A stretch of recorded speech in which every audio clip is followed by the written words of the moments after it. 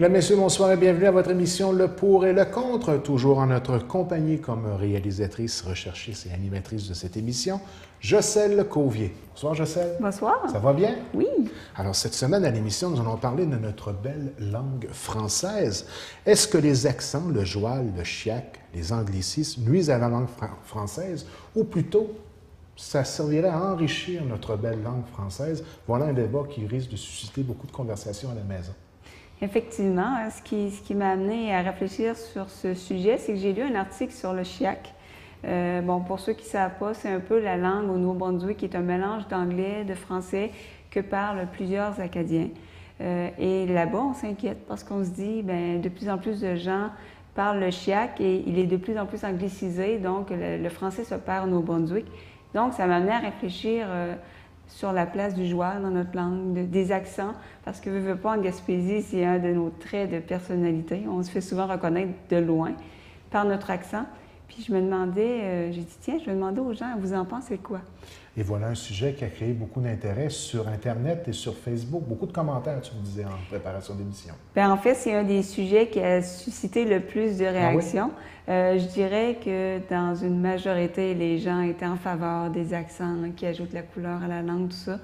Il y avait quand même quelques personnes qui avaient des craintes, qui se disaient, là, si on finit par toujours parler avec des mauvaises structures, des mauvais mots, on va finir par oublier le vrai, le bon français, entre guillemets. Donc, c'était un débat assez intéressant. Allons-y pour quelques arguments allant dans le sens où ces accents-là, ces termes-là pourraient faire en sorte que ça enrichit la langue. Est-ce qu'on pourrait dire que d'utiliser, disons, comment qu'on disait, pas une langue vivante, mais des expressions, disons, régionales, est-ce que ce ne serait pas une façon de garder la langue tout simplement vivante? C'est clair que c'est une langue qui est plus près des gens. Hein. Dans notre quotidien, là, il y a des gens qu'on connaît qui ont un français impeccable, un français très soutenu, mais généralement, dans leur quotidien, là, le français va être beaucoup plus imagé, beaucoup plus coloré, des expressions. On se lâche lousse, entre guillemets. Puis moi, je trouve que c'est plus coloré. Ça donne une signature, hein? C'est une signature selon l'endroit. Puis les gens, si vous parlez à des gens étrangers, des Européens par exemple, ou même juste des gens de Montréal, quand ils viennent en Gaspésie, ils adorent ça, ils trouvent que c'est totalement charmant. Et nous, dans la MRC Rocher-Percé, selon chacun des villages, parfois on retrouve un accent particulier. Hein? Oui, il y a des gens, tu vas dire, tu viens du bout de Newport, tu viens du bout de Place-Pébiac. Ouais. Puis je trouve ça vraiment, c'est merveilleux. Puis chaque place a non seulement son accent particulier, mais aussi ses expressions. Oui. Parce que des fois, moi, je vais sortir une expression typiquement de Grande-Rivière, si on veut, à quelqu'un, disons, du bout de Rivière-au-Nord, puis il ne me suit pas. Là, vous dites, ah, mon Dieu, ça veut dire quoi? Oui. Ça, je trouve ça fascinant, parce que souvent, derrière chaque expression, il y a quand même une histoire. Puis ici, en Gaspésie, souvent, nos expressions sont assez imagées avec l'histoire de la pêche, par exemple. Exemple, ma grand-mère, quand elle s'en allait se coucher, elle me disait tout le temps, je vais aller étendre ma tralle au bout du quai. Ça, moi, je trouve ça tellement beau, là, puis je me dis, il ne faut pas que ça se passe. C'est que je continue de le dire encore aujourd'hui. Moi, personnellement, je trouve que ça rend tellement la langue belle. Et souvent, ce sont des mots qui sont quand même bien utilisés. C'est simplement au niveau de l'accent qu'il va avoir une façon de le prononcer différemment. Mais souvent, ce sont des termes français qui sont reconnus à travers ces expressions-là. Ce n'est pas nécessairement mal utiliser la langue, c'est plutôt l'avoir enrichi d'expériences personnelles, d'expériences de communautés régionales. Tu amènes un très bon point parce que parfois, il ne faut pas se le cacher, il y a des gens qui vont regarder de haut les gens qui parlent avec un gros accent. Ils vont insinuer que les gens qui ont beaucoup d'accent, c'est des gens qui ont moins de culture, à la limite moins intelligents, alors que c'est ridicule, c'est pas du tout le cas. C'est souvent le cas que souvent ce qu'on est porté à avoir comme interprétation d'une personne qui aurait des accents, des expressions bien de chez lui. Oui, entre autres, c'est une des raisons qui fait qu'on pense que les gens de régions éloignées, comme la Gaspésie, qu'on est moins évolué, moins intelligent, c'est ridicule. On est aussi intelligent que tout le monde. Il y a une raison qui fait que les régions éloignées ont un accent plus fort. Si vous allez en Abitibi, ça va être la même chose. Il va être différent, mais ça va être fort. Alors, malheureusement, à cause de cette espèce de préjugés qu'il y a envers les accents, il y a beaucoup de gens qui ont honte d'être ce qu'ils sont. de parler comme ils parlent. Puis on oublie que beaucoup des mots qu'on utilise, c'est pas nécessairement une déformation, c'est que c'est le vrai mot dans un français ancien. Ça peut être par exemple un mot qui est d'origine bretonne, qui est un mot authentique. Parfois, moi, je fais des recherches sur les expressions québécoises, puis là, ça explique tel mot, ça dérive du latin, tel mot, puis là, on se rend compte qu'on ne parle pas si mal que ça. C'est juste que c'est des mots peut-être moins courants dans le français international, si on veut. Donc... Et quelle belle signature artistique que cela peut amener. On n'a qu'à penser aux chansons traditionnelles québécoises. C'est de toute beauté et ça a une certaine sonorité particulière qui va faire en sorte qu'on ne peut que reconnaître cette région-là, cette particularité-là des citoyens qui vivent à cet endroit-là, de par cette façon de s'exprimer, tant au niveau culturel qu'au niveau artistique. Hein? Tout à fait raison. Si on prend des bons, comme au niveau de la chanson, La bottine souriante, Robert Charlebois, Félix Auclair, qui est un des plus grands poètes du Québec, qui avait une façon d'écrire justement très imagée, qui utilisait beaucoup d'expressions. Puis je pense que c'est sûr qu'il va toujours avoir des gens à qui ça ne plaira pas. Mais moi, je pense, honnêtement, si je vais à Québec, à Montréal, et qu'on me dit « Ah, tu viens de la Gaspésie », je suis tellement fière, tu sais, de voir que c'est notre signature de loin. On peut écrire en joie, là, sans faute. Hein? Michel Tremblay le fait. On n'a nommé que celui-là. Ça aussi, c'est un des points que les gens qui sont, en fait, contre les accents... joie, ça ne veut pas dire être mal écrit. C'est ça, les œuvres comme Les Belles-Sœurs, qui est une œuvre magnifique là, de Michel Tremblay, c'est pas nécessairement facile d'écrire en joie. Yvon Deschamps. Yvon Deschamps dans ses monologues. C'est un des cachets d'Yvon Deschamps. On se sent proche de son monologue. C'est nous, c'est notre langue. Mais c'est sûr qu'écrire en joie, c'est moins évident parce qu'il n'y a pas si on veut, là, de consensus, il n'y a pas de façon d'écrire, il n'y a pas de dictionnaire joie. Il y a quelques dictionnaires de la langue québécoise, mais c'est pas vraiment comme la langue française internationale. Donc, c'est un des points que reprochent les gens. Si moi, j'essaie d'écrire joie, je peux écrire le même mot, mais différemment de mon voisin. Ça amène c'est compliqué pour rien, puis il n'y a pas d'uniformité. Ça, c'est un des points que les gens amènent. Mais moi, je pense qu'on peut très bien parler joie, puis écrire de façon plus soutenue, si on veut. Et puis souvent, quelqu'un qui va avoir un vocabulaire avec un français dit parfait, en guillemets, sans utiliser le joie, on va avoir l'impression que c'est quelqu'un qui vient de l'extérieur, qui n'est pas connecté avec la réalité québécoise. Et souvent, je vais y aller poliment, on va trouver cette personne-là un peu venteuse ou déplacée, pour ne pas dire parler en clac-clac-clac de poule. Tu m'enlèves les mots de la bouche. Je ne l'ai pas dit, mais je pense que les gens... Bien, effectivement, quand on voit des gens, ils ont l'air déconnectés de la réalité. Puis encore plus, si c'est des gens... Bon, c'est sûr, si vous prenez des gens de la ville, ils vont avoir un accent moins prononcé généralement. Mais si vous prenez quelqu'un de la Gaspésie qui parle de façon, en tout cas, de façon très distinguée, effectivement, ça va souvent lui donner une image qui est un peu snob. Je ne veux pas dire que la personne l'est. Snob était le mot que je cherchais. Merci, Joseph. Ça donne cette impression-là. Parfois, la personne va avoir l'air moins chaleureuse. Mais là, on s'entend. C'est pas nécessaire de parler comme un camionneur pour être proche des gens. Non, entendons-nous. D'abord, qu'on se comprend. Qu'on se comprend. Il y a une façon de parler quand même un relativement bon français sans tomber de prendre un accent à la française. Et sans perdre aussi le souci d'écrire quand même de façon correcte. Là. Parce qu'on en a déjà parlé dans d'autres émissions. Je ne sais pas si c'était dans une capsule ou dans un pour et le contre, mais les textos où on voit des formulations de français qui n'ont carrément pas d'allure, c'est pas de ce dont on parle. On peut carrément avoir des expressions dites jouales, et puis que ça soit écrit de façon correcte et tout à fait présentable, tout en respectant la langue qu'est le français. Bien, exactement. C'est sûr que je pense que c'est important, autant que possible, de bien connaître sa langue, parce que la langue française, c'est une belle langue. C'est très compliqué, il y a beaucoup de vocabulaire, de règles, mais c'est une très belle langue. Il y a beaucoup de richesses, mais le fait qu'on parle joie dans notre quotidien, ça ne veut pas dire qu'on ne va pas apprécier, par exemple, un livre très bien écrit. Ça ne veut pas dire qu'on n'est pas capable de s'exprimer dans un texte de façon très cohérente, en utilisant un vocabulaire riche. C'est sûr, exemple, moi, quand je fais les émissions, je fais un effort pour parler mieux que dans mon quotidien. Puis encore là, j'en utilise des sons partis, ils ont fait. C'est vraiment pas la bonne façon. Mais je fais un effort, mais malgré tout, je l'ai, mon accent, puis j'ai des structures qui sont vraiment pas correctes. Mais si les gens m'entendent dans mon quotidien, ils voient bien que l'accent sort plus. Ils n'avaient pas raison de dire ça. Ils n'avaient pas raison de dire ça, puis ça fait sourire les gens autour de moi. Il y a faute de conjugaison, on s'entend dire ça, puis on le sait, quelque chose qui n'a pas fonctionné, mais on ne se reprend pas, disons, immédiatement, mais soyez conciliants à la maison, dans les consciences. Des fois, moi, Moi, sais-tu ce que je dis aux gens de Montréal? Je dis, c'est bien meilleur du crabe puis du homard que du crabe puis du homard. Moi, je dis aux gens de Montréal, on le pêche ici, le crabe, on doit savoir comment ça se prononce, c'est du crabe. C'est un argument du tout. Parce que moi, on riait beaucoup de moi à cause de ça, là, que je disais du crabe, puis du homard, puis des cheveux. Mais puis chaque place a vraiment, là, on peut dire, les gens de la ville, ils vont dire une baleine, puis... oui.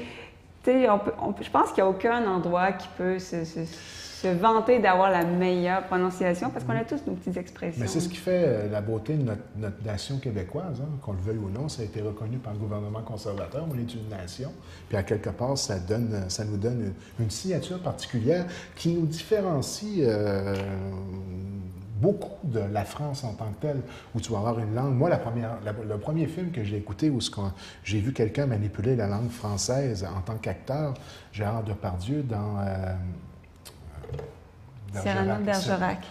Là, j'ai redécouvert ce qu'était la langue française et on s'entend-tu que c'est tant qu'à moi, son plus beau rôle à vie.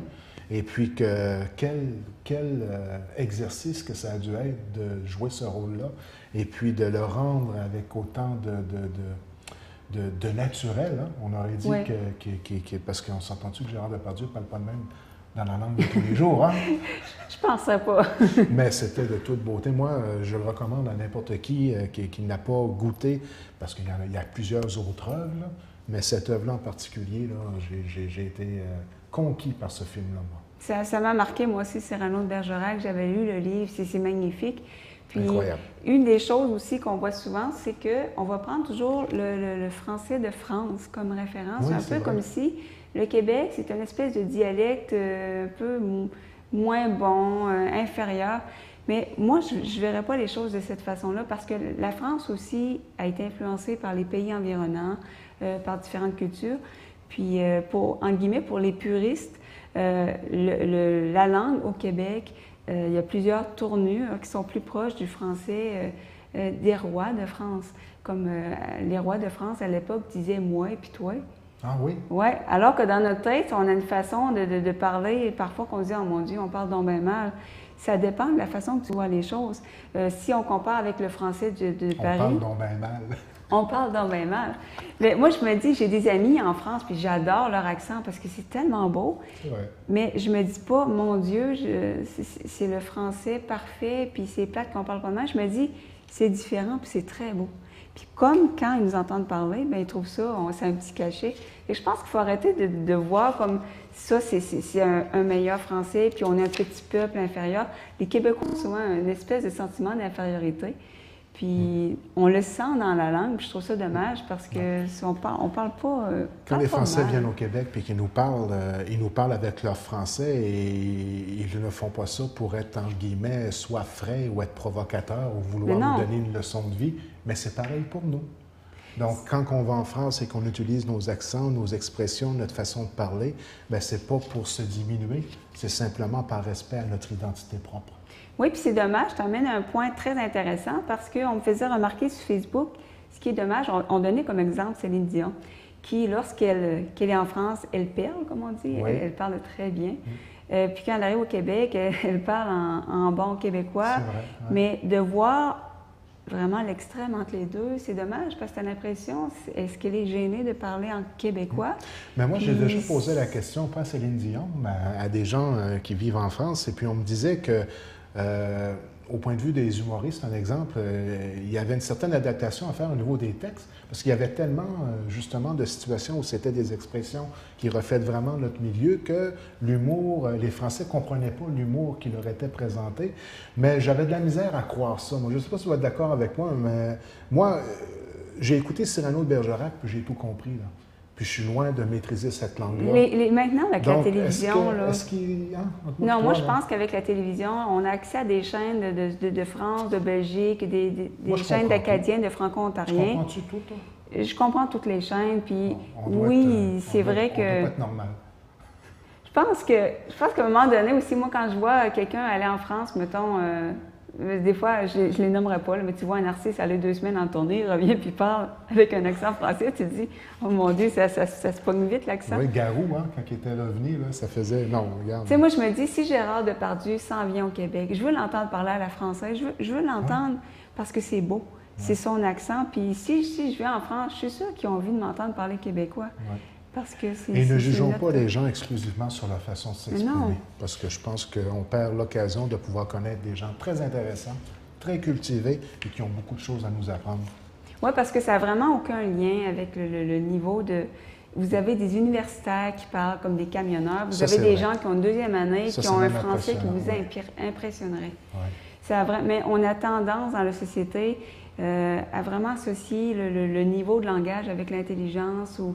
Ça n'a vraiment rien à voir. Puis je pense que si on prenait le temps de redécouvrir notre langue, nos expressions, j'avais acheté c'est une espèce en 3 tomes. C'est un prêtre qui avait fait des livres sur les expressions gaspésiennes. Un inventaire. Puis c'était magnifique. Parce qu'il y en avait, je ne connaissais pas, parce que c'était utilisé plus dans le bout de Gaspé-Nord, par exemple. Puis tu dis, mon Dieu, il ne faut pas que ça se perde, ça. Tu sais, quand on dit une tralée d'enfant, là, ça vient de quelque part, une tralle, là, c'est utilisé dans la pêche. Bien, chaque expression, elle vient de quelque part. Puis je me dis, il ne faut pas que ça se perde. Fait que moi, des fois, j'entends les gens dire, ah, ben là, c'est plate les accents, puis c'est pas de même qu'il faut parler. Ça, c'est une richesse culturelle, une identité, là. Je pense que chaque peuple, il faut vraiment qu'il garde ça. C'est sûr que c'est important, comme je disais, de connaître un minimum sa langue, pour être capable de, s'il faut que tu écris une lettre, par exemple, pour avoir un emploi, que tu sois capable de l'écrire en français correct et non en joual. C'est tellement meilleur de la télévision que de la télévision. Hein? Pourquoi on a aimé les bougons comme ça? Pourquoi c'était si bon, les bougons? Parce que c'était vraiment un Québécois du joual, puis on se sentait vraiment interpellé. Pourquoi des fois, quand on double des films en France, puis qu'on se dit « Oh mon Dieu », des fois, il y a des dessins animés, là, ben, je vais en nommer un que j'écoute, Family Guy. Ils nous ont envoyé la doublure française, puis ça n'a pas du tout marché, parce que c'est pas le même humour. Ils l'ont refait en québécois, et là, c'est plus la même chose. Là, c'est des références avec des personnalités québécoises, c'est nos expressions. Puis, ce qu'on a beaucoup fait avec les Simpsons, un exemple. Bien, les Simpsons aussi, c'est une des raisons que c'est excellent. Quand tu entends parler d'une référence à Janine Suto, bien là, tu te dis, c'est vraiment le fun. On la connaît. On la connaît. Fait que je pense, non, vraiment, les accents, on a beaucoup à apprendre de ça. Puis, je pense pas que c'est vrai que les gens qui ont un gros accent ont un mauvais français. Moi, je pense que je crains plus des gens qui écrivent des textos que la nouvelle façon d'écrire, là, que les mots, là, c'est 2 lettres, 3 lettres. Il faut que tu lis à voix haute pour comprendre le mot qui est écrit parce que c'est ou qui écrivent en code. Ça, j'ai plus peur que ça finisse par nuire au français. Mais pas les accents en tant que tels. Puis tu sais, tu vas lire des jokes sur Facebook. Si c'est écrit d'un français impeccable, ça va moins puncher souvent. Tu sais, chaque chose à sa place aussi. Là. On s'entend que si tu parles au député, tu ne parleras pas comme si tu parles à ta cousine à un party.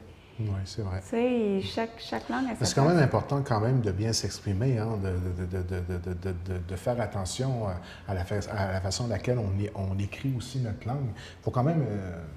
il y a des limites à tout ce qu'on dit là. C'est bien beau dire qu'on doit avoir une certaine diversité, mais quelque part, il faut quand même avoir un certain respect, une certaine base. On en voit des dérapages, là, surtout dans les textos ou sur Facebook, un exemple. Ah non, mais moi, l'argument... Il faut quand même ramener ça... Mais non, mais comme je disais, moi, les textos ou le chat, là, moi, les gens me disent ça va plus vite si tu écris mal. Mais moi, je m'excuse, il faut que je mette les accents, puis je pense que j'écris aussi vite. Parce que moi, me casser la tête, là, que Ah non, ça, c'est un code, puis là, ils mettent des chiffres, puis... Ou fin de semaine, FDSM, je ne sais pas trop quoi. Moi, le temps que je me Moi, passe ça a à la pris tête... 2 ans avant que je sache que les gens ils parlaient de la fin de semaine. Là. Ben c'est ça, c'est vraiment... NDR, là, mort de rire, là, il a fallu que je fouille sur Internet. Ah, ça veut dire ça. Mais... Ça va pas bien. C'est quand tu écris juste en code de main, je trouve que c'est pas plus vite, là, que tu te casses la tête. 2D, ça veut dire quoi? 2D. C'est ça. Fait que là, il faut aussi que tu penses, OK, c'est-tu en anglais ou en français qu'il faut que je réfléchisse pour décoder que 2D, c'est 2D? Il faut faire attention de ne pas essayer de créer une autre langue quand même. Non, ça, je pense là, qu'on peut faire un effort. Le but, c'est pas de parler Klingon, là. Hein? Non, je pense que c'est ça. Ça serait pas très utile. Malgré que ça existe, hein? Il y a des gens qui apprennent tout le Klingon. Oui. Mais non, je pense qu'il y a une limite. C'est quoi qu'on pourrait appeler un respect de base à avoir par rapport à notre langue maternelle? Moi, je pense que, bon, dans le système scolaire, je pense qu'on nous inculque une bonne base du français, d'être capable d'écrire un texte vraiment bien articulé, un bon vocabulaire. Je pense que ça, c'est important. Comme je disais, si vous faites un CV plein de fautes, il y a des chances qu'ils ne le liront même pas. C'est à ce point-là. C'est important de ne pas être parfait en français, mais d'être capable de s'exprimer. Mais pour le quotidien, si ça vous tente de parler en joual, je ne vois pas vraiment où est le problème. Sauf si vous êtes dans une situation que, je ne sais pas, moi, comme je vous dis, vous parlez à un député ou vous exprimez à la télévision, bien là, il faut faire plus un petit effort, mais l'accent est là pareil. Si je réécoute mes émissions, moi, des fois, je me dis « Ah, mon Dieu, j'ai pas dit des journaux, ça se dit tellement pas. Mais il y a des choses comme ça sort tout seul.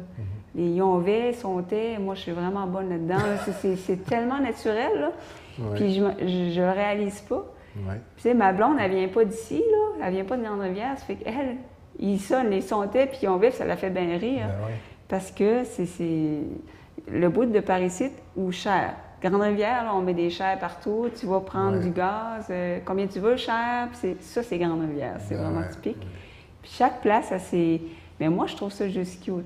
Tu sais, c'est sûr qu'il va toujours y avoir des gens qui vont trouver ça nuit à la langue. À quelque part, de bien maîtriser sa langue, d'enrichir son vocabulaire, d'aller voir dans le dictionnaire une fois par semaine pour découvrir un nouveau mot et en comprendre le sens, peut te permettre après ça d'avoir une plus grande facilité à t'exprimer, mettre des mots sur tes émotions et puis communiquer de l'information de façon plus cohérente, non? Très bon point, parce que c'est tellement important, si tu as une idée à exprimer, d'être capable de ne pas connaître tout le vocabulaire, mais de trouver les bons mots. Puis moi, et d'avoir un intérêt par rapport à cette langue-là, parce qu'on en a toujours à apprendre. Hein? Le français, c'est une langue qui est complexe, qui est très riche. Bien, moi, je continue toujours à apprendre des mots, puis je sais qu'à 80 ans, je vais en apprendre. Puis je me fais un devoir, même si ça ne me tente pas tout le temps. Si j'écoute une émission, puis il y a un mot que je ne comprends pas, souvent j'ai mon cell. Fait que je vais voir sur Internet, c'est quoi? Ah, ça veut dire ça. Ça me fait un nouveau mot. Fait que ça, c'est quoi un cell, ça? Cellulaire. Ah, un cellulaire, Tu vois, c'est un diminutif. Je pensais que tu écoutais ta batterie, moi. Non, c'est le cellulaire. Fait, justement, les nouvelles technologies, c'est bien le fun, c'est rapide, bien, on peut s'en servir pour le français, justement. Il y a un vocabulaire qui est attaché aux nouvelles technologies. As-tu remarqué ça? Je pense que j'ai vu quelques exemples que tu donnais. Pourriel. Pourriel. OK. Puis junk mail. On est tellement pas habitué d'entendre pourriel. Ouais. Le monde utilise junk mail. Ça, c'est les cochonneries qu'on reçoit sur email, des affaires de publicité pas bonnes. OK. Bien, le vrai mot, c'est pourriel. Puis l'Office de la langue française, il travaille fort pour, dès qu'il y a un mot technologique qui sort, pour trouver une équivalence. Oui. Mais s'ils ne sont pas assez rapides, le problème, c'est que le mot anglais va tellement s'implanter que tu as beau en mettre un français, il ne sera jamais utilisé. Fait que je lisais un article là-dessus, puis il disait, eux autres, la rapidité, c'est vraiment important. Il faut faire attention à ça pour protéger notre langue aussi, de ne pas trop angliciser nos expressions, parce qu'à quelque part, notre langue, c'est notre identité. Hein? Au Québec, on s'est battu pendant plusieurs années, on a mis la loi 101 de l'avant, malgré qu'elle est remise en question aujourd'hui avec la Charte des droits et libertés, mais il reste quand même que c'est quelque chose dont on doit être fier et qu'on se doit de léguer de génération en génération en ayant une certaine base de français correct. Là. Ça, c'est très important. Puis je mets tout de suite la nuance. C'est un sujet délicat. Parce que dès que tu parles d'assimilation, d'anglicisation du français, il y en a qui disent « Ouais, mais quasiment comme si c'était raciste envers l'Église anglophone. » J'adore les anglophones, j'ai beaucoup d'amis. C'est pas la question, c'est que s'il y a trop d'anglicisme dans la langue française, bien c'est évident qu'à un moment donné, ça risque de se perdre. Donc, il y a des anglicismes qui sont normaux, parce qu'il ne faut pas oublier qu'ici en Gaspésie, on a des racines d'Angleterre, d'Irlande, d'Écosse, entre autres.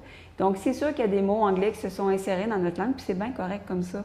Mais c'est pas nécessaire d'en rajouter tout le temps, tout le temps, tout le temps. Je veux dire, il y a des mots qui ont un équivalent français qu'on peut très bien utiliser. Ça, je trouve ça dommage. Il faut vraiment, vraiment faire attention. Puis ce qui est drôle, si tu vas en France, ils ont des anglicismes autant que nous, mais pas les mêmes. C'est vraiment pas les mêmes. Puis, il ne faut pas l'oublier, là, le français, on est vraiment une minorité en Amérique. Puis, c'est pas une question de, comme je disais, d'avoir rien contre les Anglais, là. C'est très utile de savoir l'anglais aujourd'hui, là. Je pense que c'est important d'être bilingue. On ne remet pas ça en question. Non. Puis, mais il faut aussi... Il faut quand même être fier de la langue qu'on a. Il faut se rendre à l'évidence qu'on n'est pas dans une situation qu'on peut s'asseoir sur nos lauriers, puis le français, c'est une langue très forte. On est vraiment entouré d'anglais, de langue anglaise. Puis moi, je pense qu'autant que possible, d'essayer d'éviter les anglicismes. C'est sûr qu'il y a des termes technologiques. Si tu dis le terme français, il n'y a personne qui va savoir de quoi tu parles. Oui, je comprends. Puis ça nous arrive tous. Mais si on peut faire un petit effort là-dessus, là, je pense que c'est la langue qui peut s'emporter mieux, là, parce qu'on est... Faut pas, comme je disais, faut pas prendre pour acquis que juste en laissant aller les choses, le français, dans 100 ans, il va être ce qu'il va être aujourd'hui. Il faut se battre pour notre français. Il faut vraiment imager, là, pas se battre physiquement. Il faut vraiment... là, avoir un certain respect par rapport à ce qu'il représente aussi et pas vouloir trop, c'est bien beau prôner les expressions de village en village, de prôner les différents styles qu'on peut lui donner, de parler le joual ou quoi que ce soit. Il ne faut quand même pas oublier, et on nous l'a enseigné, donc c'est à nous de le mettre en pratique. La majorité des gens maintenant ont quand même un niveau d'instruction plus élevé qu'il y a 50, 100 ans passés, il ne faut pas se le cacher. Donc profitons de ce qu'on a appris, mettons-le de l'avant, mais ça ne nous empêche pas d'avoir notre petite signature particulière qui fait en sorte qu'on a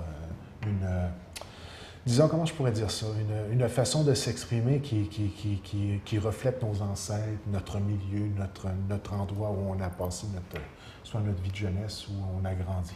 Bien, je pense que c'est important, ça fait partie de nous. On devrait en être fiers. Oui. Puis ça se complète très bien. On peut très bien avoir un bon français, à la compréhension, l'écrit, mais être capable de parler joual, mais d'être capable de comprendre la plupart des accents, de s'exprimer de toutes les façons qu'on veut. Mais quand on dit « ils ont veille, ils sont-elles », l'important, c'est de savoir que c'est pas la même façon de le dire. Qu'il soit glissé à l'intérieur de la conversation pour parler d'un sujet ou amener une opinion, c'est de ne pas voir ça comme une... Bien, c'est d'être capable, si on écrit un texte... Oui, exactement. Si on écrit son texte... Bien, c'est ça, si notre enfant le dit, au moins d'expliquer que c'est pas la bonne façon. C'est pas la bonne façon. Mais si j'écris « ils ont veille », bien là, il y a un problème. À moins que ce soit écrit pour le fun de même. C'est d'avoir un équilibre et un certain respect par rapport à ce qu'est la langue, parce que la langue, c'est quand même pas n'importe quoi. Hein? Non, mais c'est ça. Comme je disais, je pense que vraiment, ça peut très bien cohabiter. C'est pas nous qui allons refaire la langue non, puis je pense qu'il y a des gens, des fois... linguiste, le mot? Des linguistes, je pense, oui. Puis je pense qu'il y a des gens aussi, des fois, en tout cas, qui sont un peu extrêmes, qui vont reprendre tout le temps les gens. Ben moi, c'est pour ça que je faisais la référence. J'ai compris ce que tu voulais dire. Je suis pas mal certain que tu sais conjuguer, hein? Tu sais quand même... C'est ça. Ton secondaire 5. Ça m'arrive que des gens me reprennent. Des fois, c'est pour rire, plus pour rire. Puis là, on fait de la télévision, fait que c'est normal. Hein? À un moment donné, il faut quand même avoir un français. Non, il faut faire un effort. Puis quand je me réécoute, puis je vois un Yonville, c'est sûr, je me dis « Ah non, pourquoi j'ai dit ça? » Mais ça sort tellement naturellement. Oui. Mais les gens ont compris. Les gens ont compris l'idée. Je pense que au moins si c'est bien articulé, tout ça. Mais ça fait vraiment partie de notre couleur. Puis il y a une étude qui a été faite. Les gens ne sont pas nécessairement au courant de ça. C'est une université qui est en train de faire une étude à travers le monde, dans toutes les communautés francophones.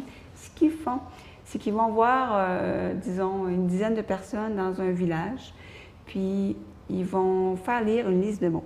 J'en parle parce que nous, on a fait partie de l'étude. Ah oui? Oui, il y a quelques localités au Québec, puis entre autres, Grande-Rivière a été choisie.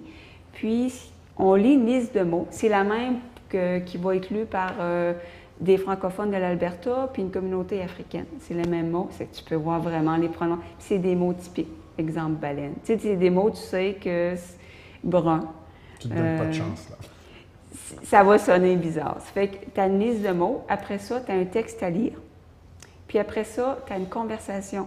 Comme moi, j'avais une conversation avec ma soeur, on parle de n'importe quoi. Tout est enregistré. Puis après ça prend quand même un certain temps. C'est mis sur Internet. Ils vont vraiment écrire notre conversation telle qu'elle. Vraiment, la façon, les tournures, le joual. Puis évidemment, on a parlé en gaspésien, là, on a pris l'accent naturel. Puis le monsieur qui est venu faire l'étude, il était totalement fasciné. Il trouvait ça tellement beau. Puis lui, ce qu'il nous disait, il disait que le français scolaire est trop loin de la réalité québécoise. La référence du français scolaire au Québec, c'est le français de France, qui est un très bon français, mais qui n'est pas nécessairement la référence. C'est correct pour la France, mais ici, on est au Québec. Ça ne veut pas dire qu'on devrait enseigner le joual à l'école, il y a une limite là. Non. Mais un français qui correspond mieux à notre quotidien. Pour que les enfants auraient plus de facilité à pouvoir s'identifier aussi. Exactement. Ça fait qu'il y aurait peut-être des gens qui... Tu sais, il y a des gens qui décrochent du français parce qu'ils disent « Ah, mon Dieu, c'est trop compliqué, c'est trop loin. » Fait que tu aurais des gens qui raccrocheraient plus, qui aimeraient peut-être plus leur langue. Fait que cette étude-là, ça sert justement à montrer qu'à travers le monde, les francophones ont un français différent et qui n'est pas nécessairement mauvais par rapport à l'autre. Donc, à un moment donné, quand ça sera sur Internet, je pourrais donner l'adresse des gens parce que c'est le français de Grande-Rivière. Puis lui, c'est ça, il trouvait ça le fun. Il était fier de notre accent. Puis c'est vraiment pas une question de dire ce français-là est mieux que l'autre. Parce que pour lui, tous les Français se valent. Puis un Français, mettons, il y avait comme une petite communauté en Colombie-Britannique. C'est une espèce de village gaulois là, qui est francophone depuis comme 200 ans, qui est là au milieu de nulle part. Puis il y avait vraiment un français très, très typique. Puis c'est ce qui fait la richesse, je pense, que de la même façon que tu as l'anglais des États-Unis, mais si tu vas en Angleterre, c'est un accent différent. On ne peut pas se fermer aux différences régionales parce que chaque communauté a son histoire, a ses coutumes, a sa culture, puis on est teinté des communautés autour de nous aussi. Fait qu'on ne peut pas se dire « Ah, on va avoir un français uniforme partout sur la planète, puis il faut que ça reste de même. » Je veux dire, c'est utopique, puis il ne faut pas que ce soit de même parce que tant qu'à moi, un français uniforme partout, c'est plate. C'est ennuyant. Je veux dire, les Gaspésiens, là, on est fiers de notre langue, puis c'est pas pour rien. C'est ça le fun d'entendre parler des Gaspésiens, des Madelinos. Moi, je trouve ça, j'adore ça, puis je veux vraiment que les gens gardent leur accent. Donc, on pourrait conclure là, cette émission en disant que la langue française est riche de son joual et de ses expressions régionales, disons. Exactement. Et n'oublions pas le français international qui est important pour fonctionner dans la vie, je pense. Quelque part, il faut quand même avoir quelques mots qui se ressemblent pour pouvoir dire qu'on parle la même langue. Voilà. Bien, merci beaucoup encore une fois cette semaine. C'était une émission très intéressante. Et la beauté de la chose, c'est que l'émission revient la semaine prochaine. Avec plaisir. Avec plaisir.